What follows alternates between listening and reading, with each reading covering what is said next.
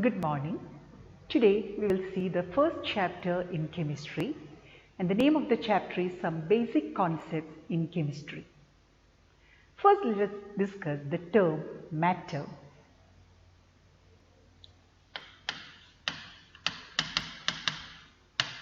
Matter. Matter is anything which occupies space and has mass. And matter can exist in three physical states: solids, liquids and gases. And we have learned in lower classes the properties of these solids, liquids and gases. Now in solids, there is a strong force of attraction between the particles, and solids have a definite shape and definite volume. Liquids, the force of attraction between the particles is less. They do not have definite shape, but they have definite volume. They take the shape of the container in which they are kept. Now in gases, the force of attraction is negligibly less. Means there is a very weak force of attraction present between the particles in gases. And in gases, they do not have definite shape as well as definite volume. Now let us see another classification of matter. Matter can be mainly classified into two types: mixtures and pure substances. So matter, the first classification is into mixtures and pure substances. Now, what are mixtures? Mixtures contain two or more substances present in any ratio, and we call these substances as components in a mixture. Now, mixtures can be classified again into two types: homogeneous mixture and heterogeneous mixture. So, mixtures can be classified again as homogeneous and heterogeneous.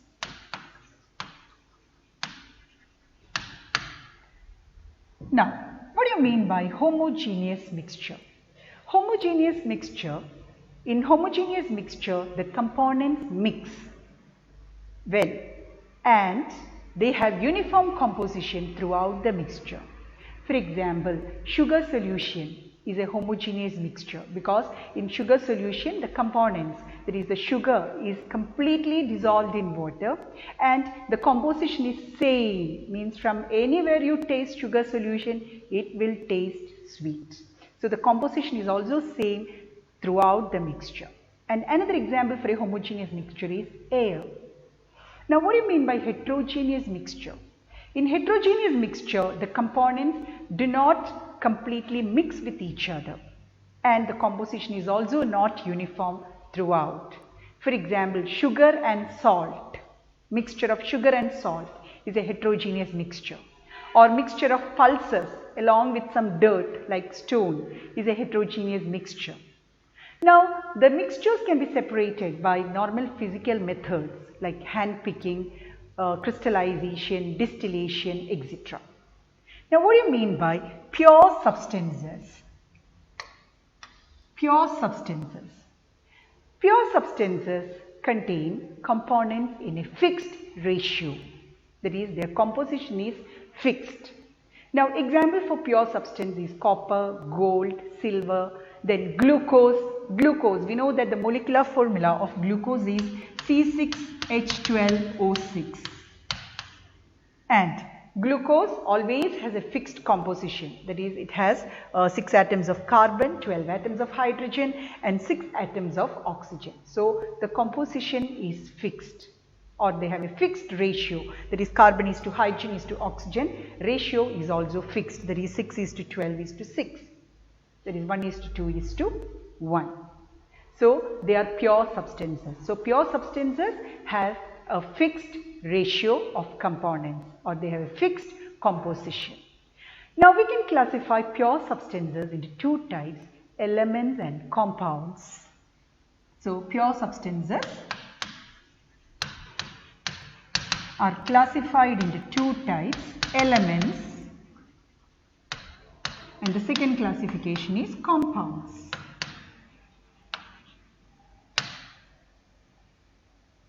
Now, what do you mean by element and a compound? An element consists of only one type of particle. That particle can be an atom or molecule. An example for element: oxygen atom, oxygen molecule, hydrogen atom, hydrogen molecule. They are elements. Now, we know that two or more atoms combine to give molecules of elements. That means two or more atoms of similar atoms combine to give a molecule of element. Now, let's see. If you write only H, it means hydrogen atom. Now, when you add one more H, we get H2 molecule. So, when two or more atoms of same element combine, we get a molecule of element. So, H2 is called the molecule of element hydrogen. Now, what do you mean by the term compound? When two or more atoms which are different combine, we get the molecule of a compound. Example, water is a compound, H2O, because here water is formed by the combination of two different elements, that is hydrogen and oxygen. So, we can call H2O a compound. It's a molecule of a compound. So, if the molecule is made up of similar atoms, we call it as molecule. We cannot call it as compound. For example, H2 is called molecule, hydrogen molecule. We cannot call H2 as hydrogen compound. Whereas H2O is made up of different types of atoms. So, we can call H2O compound, or we can also call H2O molecule. So, H2O can be named as compound. Water is a compound, water is a molecule, but H2 is only a molecule. Same way, if you take carbon dioxide is a compound or molecule because it's made up of two different types of atoms, that is carbon and oxygen. Whereas, if you take oxygen, O2, you can call it only a molecule, not a compound, because O2 is made up of only one type of atom, that is oxygen. So, this is element and compound, the classification of pure substances. Now, next let us see the properties of matter and their measurement. Now, you know that every substance has a unique and characteristic properties, and these properties can be classified into two types: physical properties and chemical properties. So, there are two types of properties which are exhibited by a substance. One is physical property and the second is chemical property.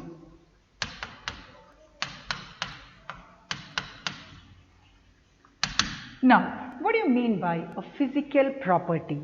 Physical properties are those properties which can be measured or observed without changing the identity or composition of the substance. Means, when we look at a substance, the properties that you observe.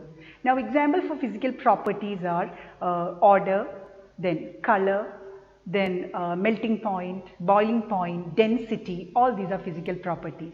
So, if water is kept and if you are asked to give the physical properties of water, we can say water is colorless, odorless, then you can also find its melting point, boiling point.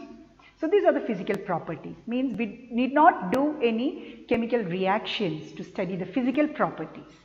Now, what are chemical properties of a substance? To study chemical properties, a chemical change should happen. That means some reactions we have to do to study the chemical properties. For example, combustion.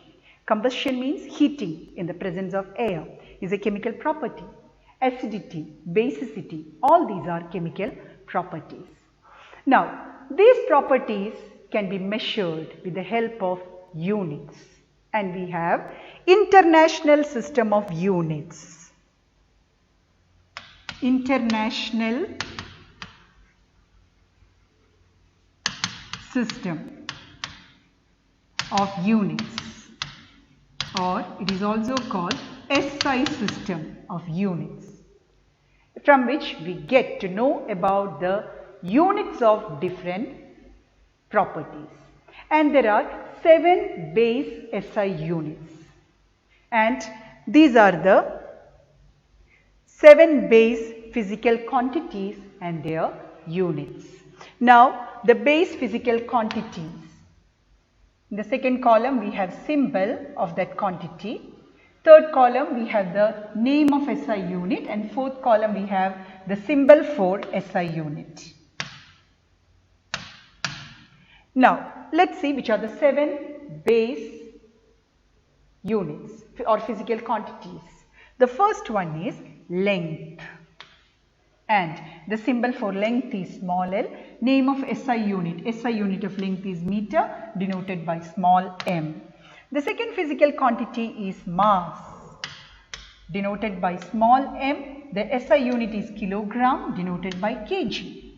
Third physical quantity is time, denoted by small t. The unit is second. SI unit of time is second, denoted by small s. The fourth physical quantity is electric current, denoted by capital I, and the SI unit of electric current is ampere, denoted by capital A. The fifth one is temperature, denoted by capital T, and the SI unit of temperature is Kelvin, denoted by capital K. Now, the sixth physical quantity is amount of substance, denoted by small n, and the SI unit is mole, M-O-L-E, and the symbol of this SI unit is M-O-L, mole. Now, the last physical quantity is luminous intensity, denoted by IV, and the SI unit is cantilla, denoted by CD. So, these are the 7 physical quantities, base physical quantities and their SI unit. Now, these units or SI system uses prefixes to denote the multiple and sub-multiples of a unit. So, you can see here I have written the prefixes used in SI system. The first column we have the multiple, second column the prefix, third column we have the symbol of the prefix. Now 10 raised to minus 12 is pico and the symbol is P. 10 raised to minus 9 nano, symbol small n. 10 raised to minus 6 micro, symbol is mu. 10 raised to minus 3 milli, symbol m. 10 raised to minus 2 centi with symbol C. 10 raised to minus 1 is deci, small d. 10 is deca, da. 10 raised to 2 is hecto, small h. 10 raised to 3 kilo, denoted by k. 10 raised to 6 is mega, denoted by capital N. And 10 raised to 9 is giga, denoted by capital G. So, these are the prefixes used in SI system. Now, suppose we have 400 nanometer. If you want to convert it into meter, we know that 1 nanometer is 10 raised to minus 9 meter. 1 nanometer is equal to 10 raised to minus 9 meter. So, 400 nanometer. When you convert it into meter, it will be 400 into 10 raised to minus 9 meter. So, these prefixes used in SI system, we need it for doing calculation questions. Now, next let us see the term mass and weight.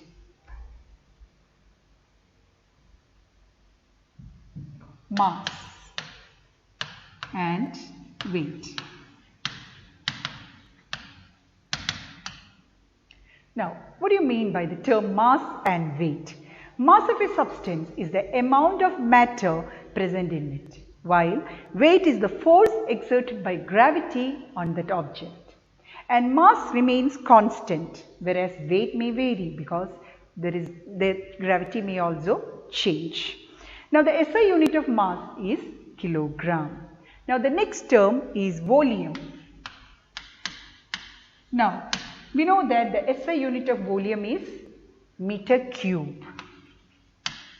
This is the SI unit. Now, in chemistry lab, when you prepare small amount of solutions or liquids, we often use small units of volume like centimeter cube or decimeter cube. And again we have another unit called liter for volume. Liter is not the SI unit of volume, and liter is also used to prepare solutions.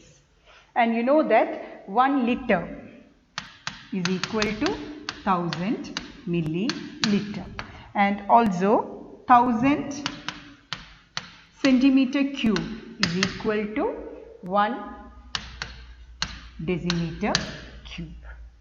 Now next we have a term called density. Density is equal to mass per unit volume, or mass by volume is density.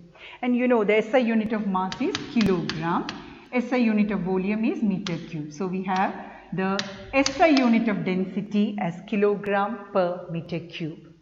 Now we have smaller units used for calculation of density, that is gram per centimeter cube, can also be used for the calculation of density.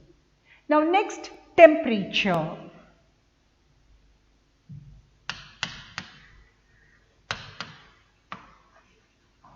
Temperature. There are 3 scales in which we can measure temperature: degree Celsius, degree Fahrenheit and Kelvin. And we know that Kelvin is the SI unit of temperature. Now we can convert degree Celsius to Kelvin, and the relation between Kelvin and degree Celsius is Kelvin is equal to degree Celsius plus 273.15. This is the relation between Kelvin and degree Celsius. So suppose you want to convert 0 degree Celsius to Kelvin. We know that 0 degree Celsius is the freezing point of water.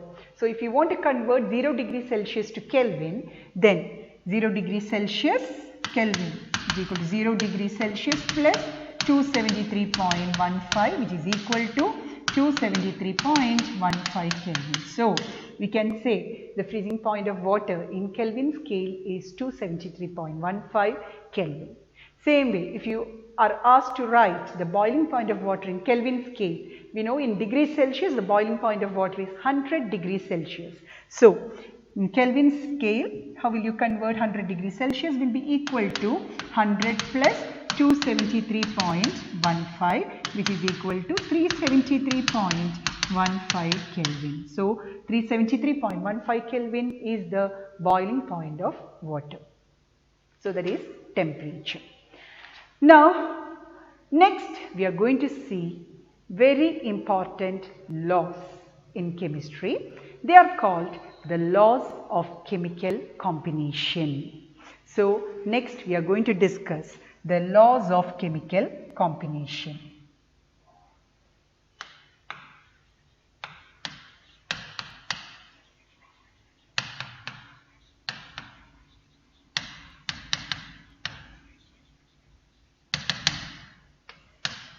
Laws of chemical combination, and we have 5 laws of chemical combination. The first law is law of conservation of mass. 1.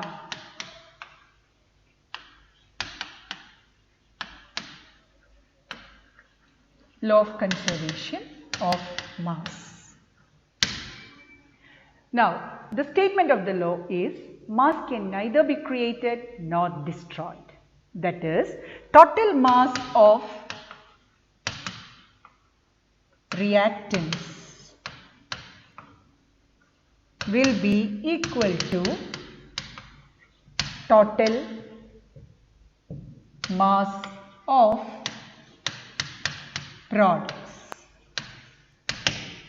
We know that in any chemical reaction we have reactants converted into products. So according to law of conservation of mass, the total mass of reactants that combine will be equal to the total mass of product formed, because mass can neither be created nor destroyed. For example, carbon plus O2, we get carbon dioxide gas. Now we know that the atomic mass of carbon is 12U. U is a unit which is called unified mass. It is a mass of atomic mass, unified mass, plus O2. We know the atomic mass of oxygen is 16U. So here we have O2, One atom, atomic mass is 16U. So here we have 2 atoms, then 16 into 2 will be 32U plus 32U we get. Now carbon dioxide is a molecule, so the molecular mass of carbon dioxide is 12 plus 2 into 32, which is equal to 44U. Now when you add the mass of reactants, here we get 44U. So you can see the total mass of reactants is equal to the total mass of the products. Now the second law of chemical combination is law of definite proportion.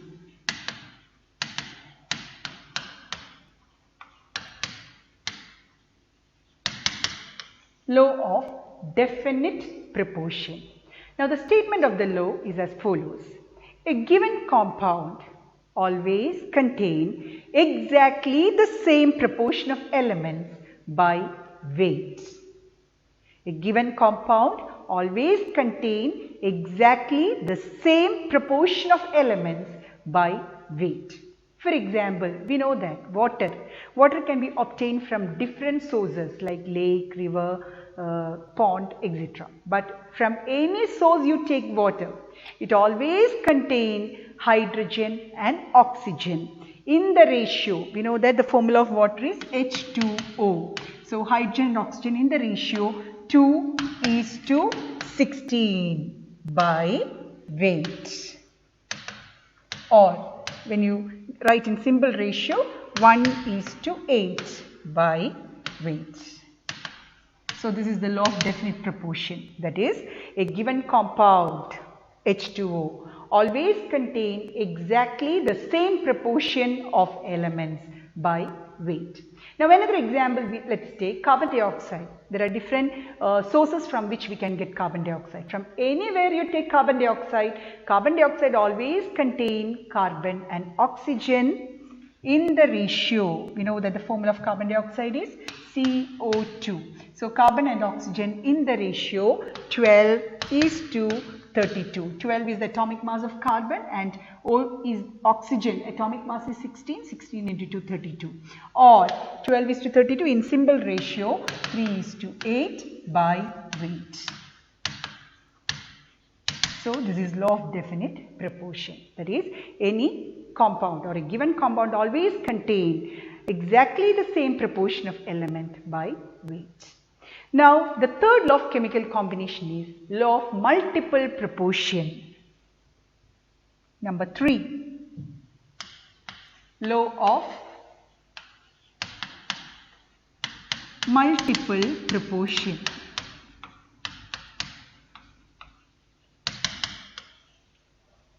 Now the statement of the law is, if two elements can combine to form more than one compound, the masses of one element that combine with a fixed mass of the other element are in ratio of simple whole numbers. Now let's see an example. We know that hydrogen plus oxygen, we get water. Now again, hydrogen plus oxygen can give hydrogen peroxide.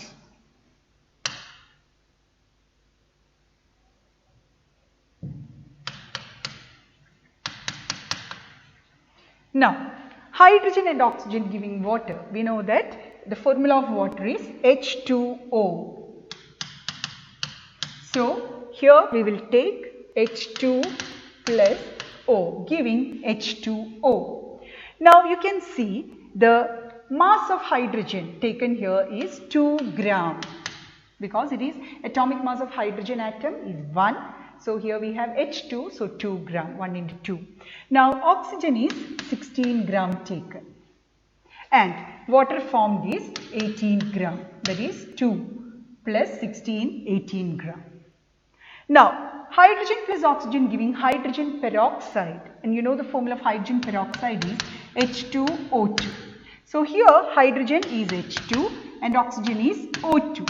Now the mass of hydrogen is 2 gram and oxygen here is 32 gram and hydrogen peroxide is 34 gram. Now let's see how this example proves the law of multiple proportion. I'll read the statement of the law again. If two elements can combine to form more than one compound, see, hydrogen and oxygen can form water, hydrogen and oxygen can form hydrogen peroxide. Two elements can combine to form more than one compound. The masses of one element that combine with a fixed mass of the other element. So here you can see the fixed mass element is hydrogen, 2 gram. In both the cases it is 2 gram. Now the masses of elements which are different is of oxygen, 16 and 32. Then they will be in ratio of small whole numbers. That is, here the mass of oxygen, that is 16 and 32 gram, which combine with fixed mass of hydrogen, that is 2 gram, is in simple whole number ratio, that is 16 is to 32 or 1 is to 2. So this is the law of multiple proportion. Now another example is, we know carbon and oxygen can combine to form carbon monoxide and carbon and oxygen can combine to form carbon dioxide. Now here if you see carbon, atomic mass of carbon is 12 gram, it combines with oxygen 16 gram. Here carbon atomic mass 12 gram, here we have O2, so 32 gram. Now in this case you can see according to law of definite proportion, according to law of multiple proportion, here the masses of oxygen that combine with a fixed mass of carbon is in simple whole number ratio, that is 16 is to 32 or 1 is to 2. Okay, so this is third law, law of multiple proportion. Now the fourth law of chemical combination is Gay-Lussac's law of gaseous volume. So number 4, Gay-Lussac's law of gaseous volume.